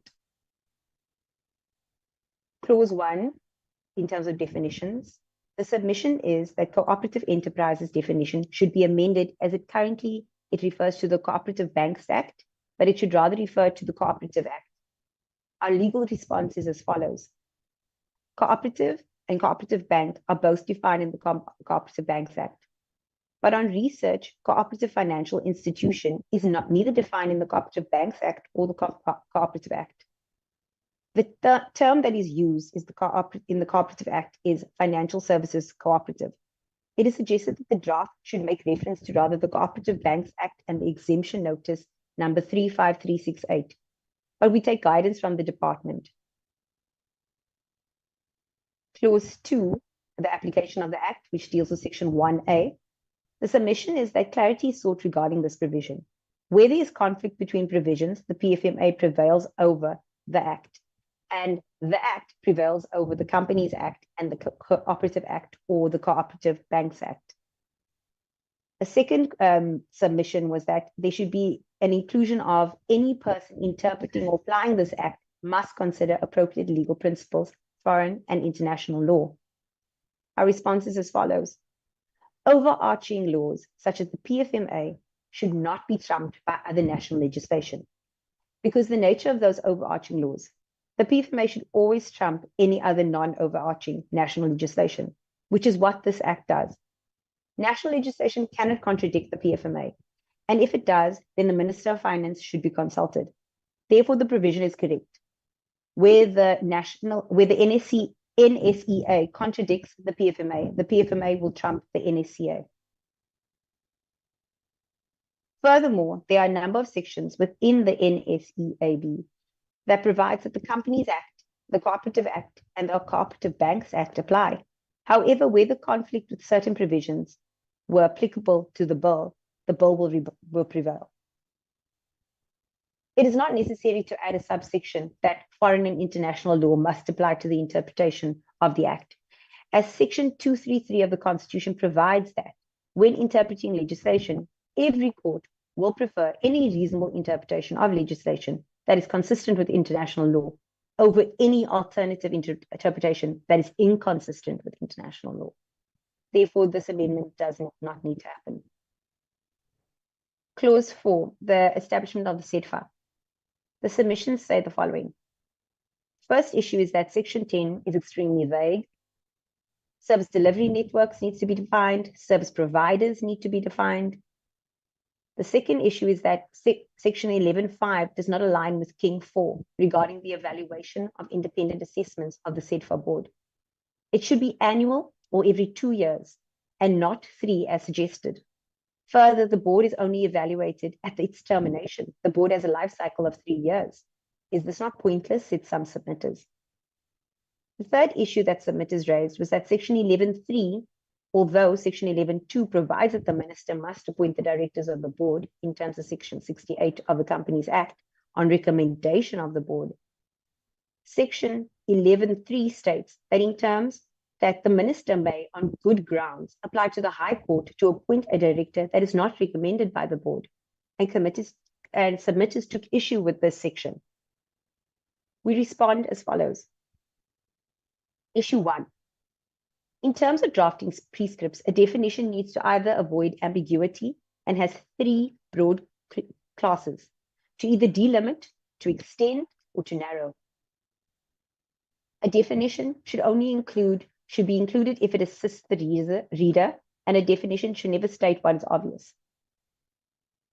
Generally speaking, and considering the dictionary meaning of a service provider undertakes to conduct or render services on behalf of an enterprise who appointed the said service provider. That's the dictionary meaning of service provider. If there is another meaning that needed to be afforded to service provider, i.e., if the department wanted to narrow or delimit or extend the ordinary meaning of service provider in the context of this section, then the definition such as, in this section, service provider will mean X, Y, and Z would be advisable, and the department must provide us guidance with regard to this. Similarly, regarding the phrase service delivery networks, submitters have indicated that the components of this must be clarified.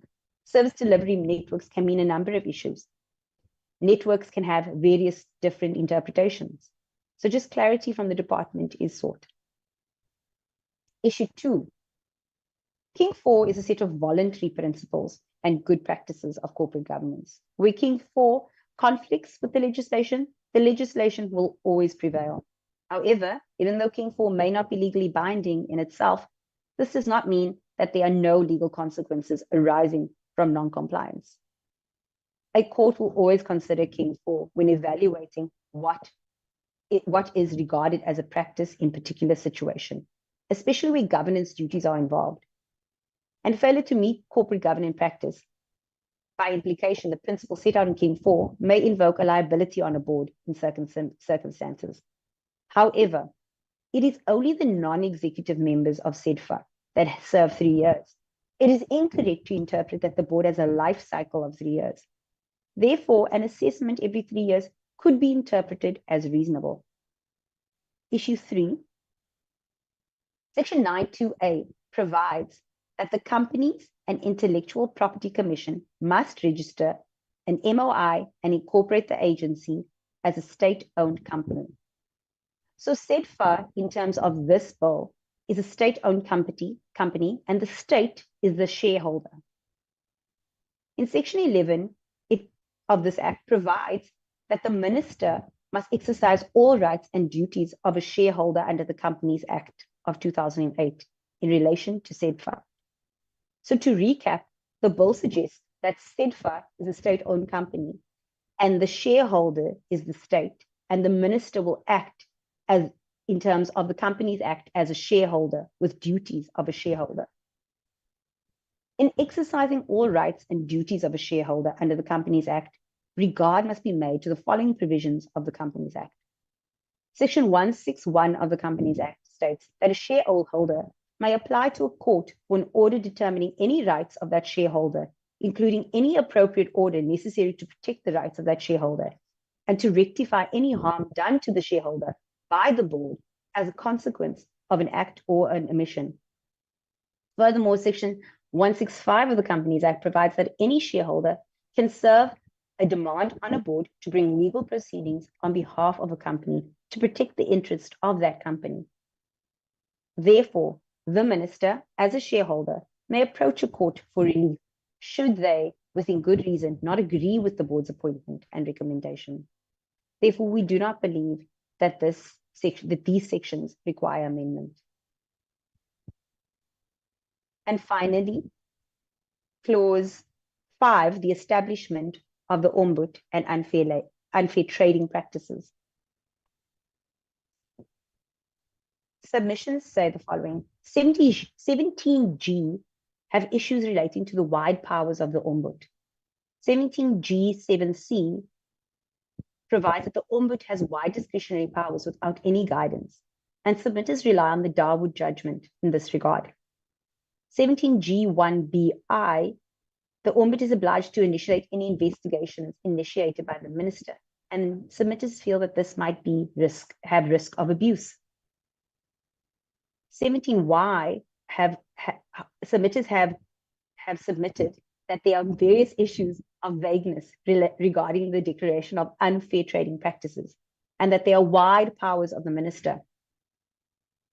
Submitters have taken issue with 17Y2D, the right to accountability from large enterprises, and 17Y3H, unfair exclusionary compliance requirement practices, and 17Y4A, which says that it fails to pass the constitutional muster, as the principles used to guide the minister and the Ombud are not constitutionally compliant. Our legal response is as follows.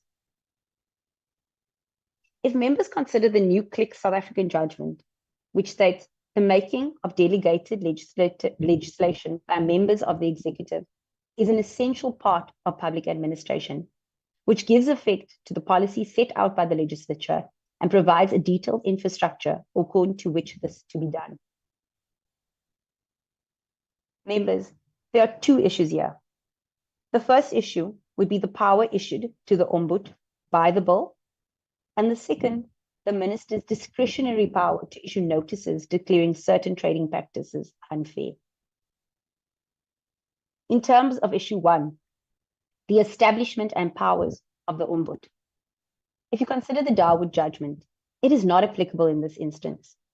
A, Darwood applies to the delegation of a legislative function, and B, Darwood deals with the human rights being affected. And in those instances, clear guidance must be given to the minister who is making such regulations. Section 17G sets up an Ombud and gives its powers to do the work it is being set up for. There are no delegated legislative powers. It does exactly what Parliament wants the Ombud to do, i.e. investigate complaints. Furthermore, the Ombud does not make actual regulation, but makes recommendations for amendments to the regulations and policy guidelines. The second issue in terms of the minister's power to declare certain trading practices unfair. If we consider the Justice Alliance judgment, the Constitutional Court held that legislative powers are delegated in order to ensure that the legislature is not overwhelmed by the need to determine minor regulatory details. Thus, delegation leaves Parliament from dealing with detailed provisions that are often required for the purposes of implementing and regulating laws, such as declaring what is unfair trading practices. However, the delegate, the minister, is not intended to travel wider than the object of the legislature. The delegate's function is to serve and promote that object, while at all times remaining true to it. The courts in the Executive Council case provided the extent to which legislative powers may be delegated, namely that there's a difference between delegating authority to make subordinate legislation within a framework of a statute under which the delegation is made, and assigning plenary legislative power to another body, including a minister. The power to amend the act under which the assignment is made. In this instance, the minister is making subordinate legislation within the framework of this bill. If we consider Affordable Medicines Trust judgment, the Constitutional Court held that the delegation must not be broad or vague, that the authority, the minister to whom the power is delegated, is unable to determine the nature and the scope of the powers conferred. For this may as well lead to arbitrary exercises of delegated power. There must be some constraints. These constraints will generally appear from the provisions of the empowering statute, as well as policies and objectives of the empowering statute. In terms of the memorandum objects of this bill, Section Y is intended to provide that the minister may, on recommendation of the Ombud, declare certain practices in relation to small enterprises to be prohibited, unfair trading practices. However, it is recommended that the drafting of Section Y1 could be more concise to reflect this, as currently one interpretation of 17Y1 is that the minister has unfettered authority to declare certain practices unfair trading practices. Furthermore, there are vague terms and phrases contained in 17Y3 with regard to what constitutes unfair practices. It is therefore proposed that 17Y1 be amended to align it with the intention as expressed in the memorandum of objects, i.e., that there will be recommendations from the Ombud to the minister on matters requiring a declaration of unfair trading practices, followed by the process outlined in Section Y5, i.e., a notice and commenting procedure. And this comes to the end of my presentation, Liz. Thank you. Yeah, thank you, Teleni. Honorable members, here are our legal advisors from our legal guru. So I would request members to engage with the clauses. She was trying to outline concerns and trying to respond legally. So I would like members to engage to the presentation.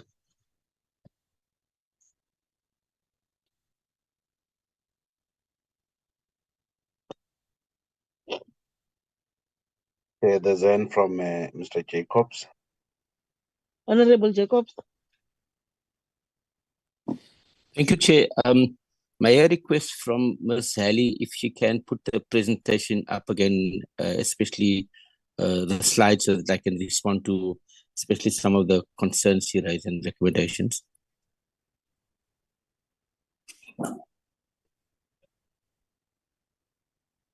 Go down to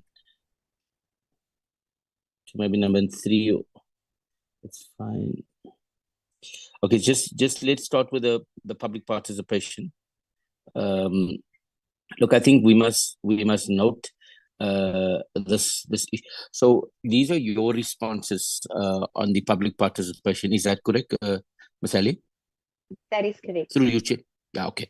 So look, I think we must just note those. Go back to 4, please. Okay, so I think we need to accept that these comments are there, and I think under the circumstances we really did well in a very short space of time. We covered it, and I think in our previous speaker they did say that more than 5,000 South Africans participated, and we got good responses from that.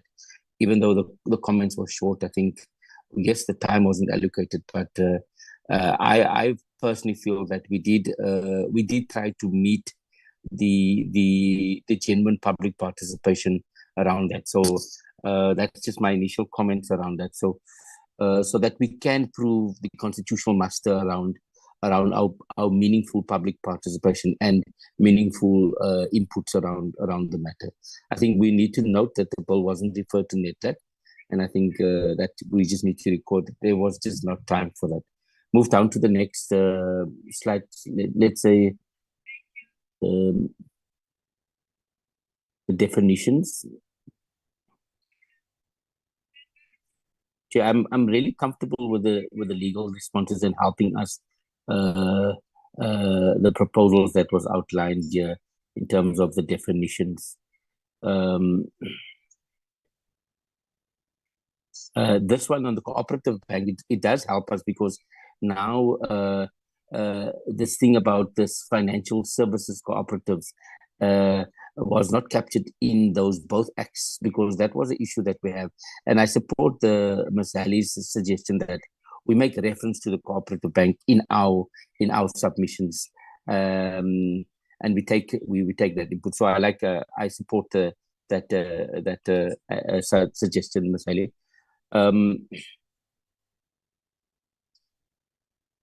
Okay, I think that those are also useful. Next one. Okay, the king issues and the vagueness establishment. Let's just pause here on clause 4. Let me just go through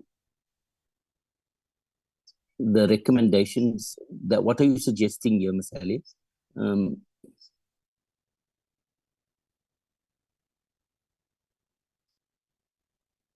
Is there a recommendation that deals with the concerns that you have around good governance? Yeah.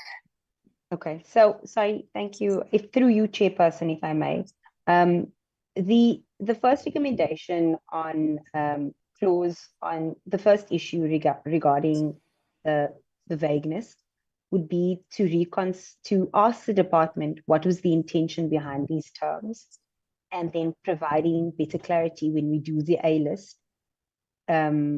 Because if the context for service provider and service delivery networks was a different context to what the regular colloquial understanding of networks is and provide.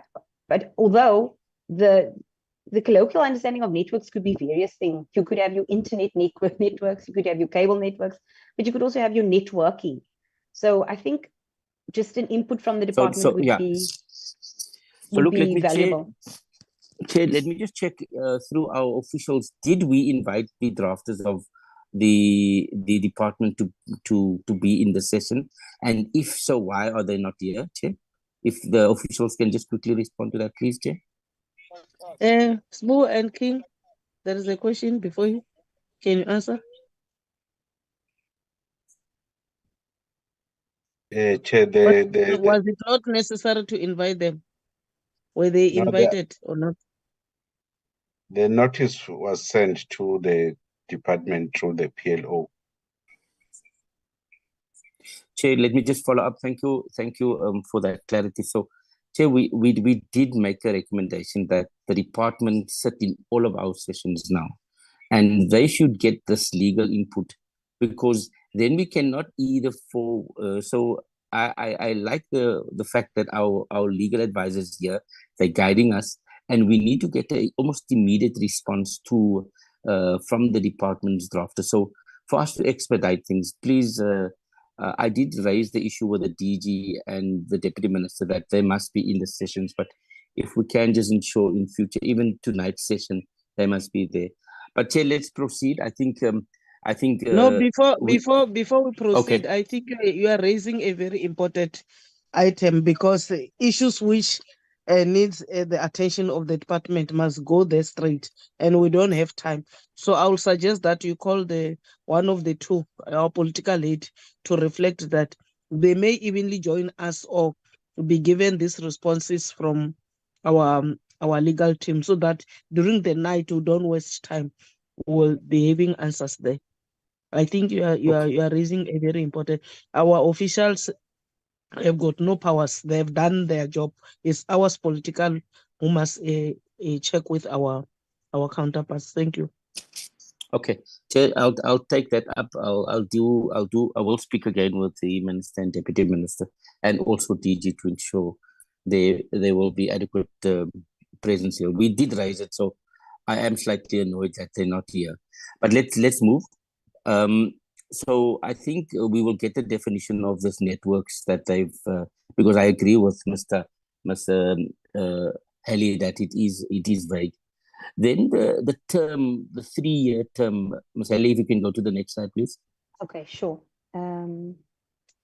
Sorry, there we go. Yeah, so that was also very confusing for me. Look, we need to just clarify this, and maybe we need to get our team to help us with a proper wording of it, so it does clarify. We need to, the board, my understanding, the board can be constituted for 3 years, but it needs to have M&E performance evaluation annually, because this is what Parliament does. We get the annual plans, we get the annual the strat plans, and we pass budget. So that must just be clarified. But so someone can be appointed. I didn't hear you say anything about geographical and regional or provincial representation. That's a separate thing, but I agree with you. Let's separate the thing between a 3-year governance and also annual assessments. That must be clearly spelled out. Next slide. I don't know if you want to respond to me immediately, but I agree with you, and I'm suggesting that should be done. We clarify that. Sure. Okay. Through you, Chairperson, if I can, the responses regarding to the regional and provincial membership was dealt with by the department, and they had indicated why that was not included. Regarding the input of King, like I said, it is voluntary whether you adhere to King or not. But if the committee does want annual assessments, then they are at liberty to change that aspect of the legislation. There's nothing preventing them from changing it, and that will just be taken on resolution, and we can incorporate that change into the A list. Chair, I'm recommending that be added with your consideration, Chair. Yes. Let us add it. Thank you. Thank you, Chair. Let's move to the Chairperson. Sorry, Chairperson, if I may. Sorry, Honourable Jacobs. But that will happen when you go through clause by clause. Okay. Honourable Jacobs. Okay. Let's pack it. Yes. Okay, I'll pack it. Sorry. So all these issues that you are flagging and that other honourable members are flagging should just be kept for when you do your clause by clause. You can raise these. Okay, good. Look, I just also want to just give feedback on the legal. So I won't do clause by clause, but then let me just assign myself to the legal response. Go to the next slide. Let's try to do it quickly. 16.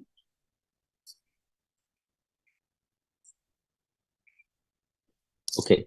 The establishment of the Ombudsman and unfair trading practice. Wide powers. And the vagueness of the declaration. That was the submission. Go to your recommendation on this, please.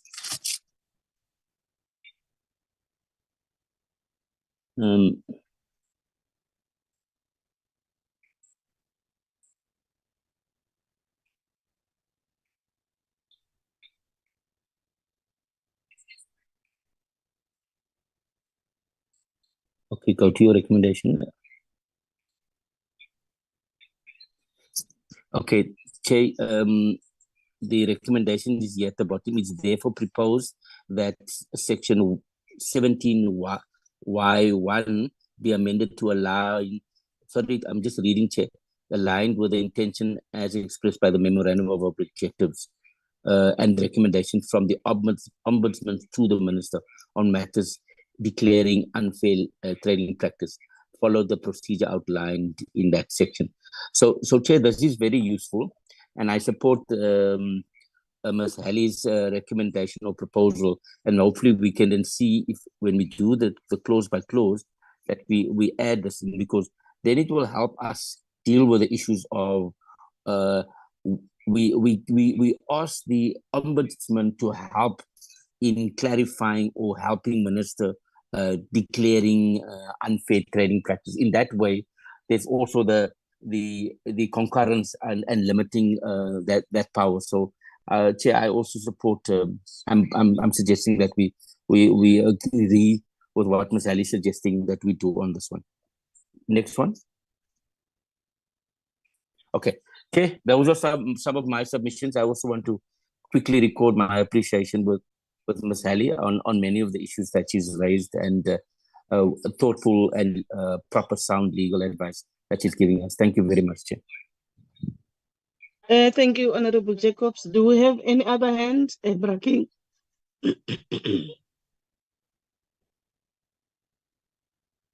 Now, Chair, I don't see anyone. Thank you so much. And I think clause 5 assists us a lot the way it has been crafted. I agree with you, Honorable Jacobs, because we wanted it to be coined properly. So I'm also comfortable about the way it has been crafted. It relieves each and everyone on the issues of powers that the ombudsman is the one who will declare or delegate such powers to be dealt with by the minister. So I'm also comfortable. Thank you so much, Teleni, for the submission. We're happy about the responses. They are assisting us. We are not legal gurus, but we really appreciate your efforts. You did very, very well. Can we go back to our agenda, Brake?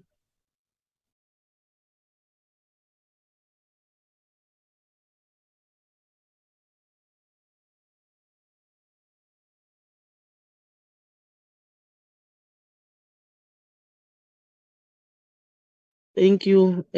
My closing remarks will be to say that, honorable members, let's go and familiarize ourselves with the clause, because during the night we are going to deal with them clause by clause. But we really appreciate your efforts up to so far. Other than any other thing, I may declare that the meeting is closed. Let's meet at 7:30 in the evening. Teleni, if we need you, we Thank you, may Chair. call you. Thank you so much. I will Chairperson, I will request be- that. She'll be there, Chair, because I am there tonight because I have to record what was decided upon in terms of the close by close. Because tomorrow Okay. myself and Sisa Makabeni from Oxla will sit and then we'll draft the A list depending on what the committee decides tonight. But you've got now a green light. Wow. Thank you, Thank you so much. Chairperson. Thank you. The meeting is adjourned. Thank you.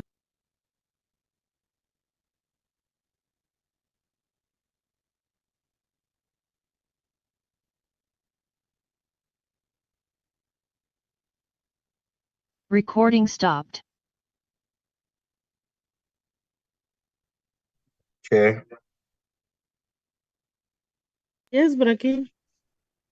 with regard to what you called me for in the morning, I was trying to solve that. I think maybe it slipped Mr. Jacobs.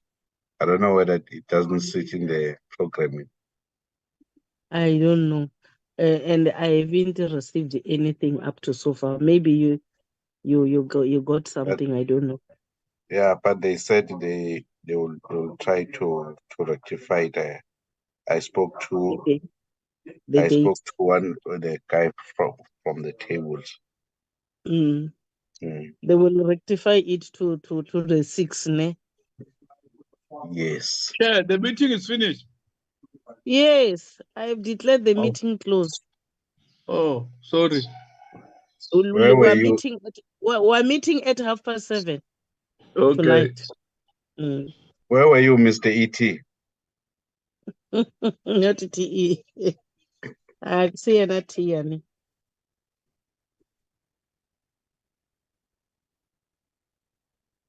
Okay, I will be happy to hear that. But what needs to happen? They must prepare a speech for us. Isn't it that we're going to debate on Wednesday? That we'll discuss in the caucus. Yes, Mm. it is written there already. Mr. Jacobs has indicated it. I've seen it. Mine is to be clear about the date because I'm wearing a lot of caps, you know. I've got another matter in the other side of the mountain. So it will be good for me to be clear. But I appreciate if it's going to be on Wednesday, it is fine. Yeah, okay, I'll confirm. Okay, thank you. Thank you, Chair. Thank you. Let's meet during the night.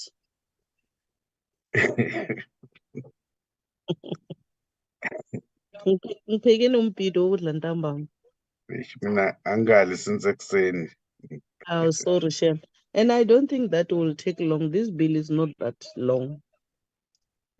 Yeah, we'll see. More especially that we're going to deal with clauses. I don't think that will take longer than 2 hours or 3 hours. Okay, Thank you. thank you, bye.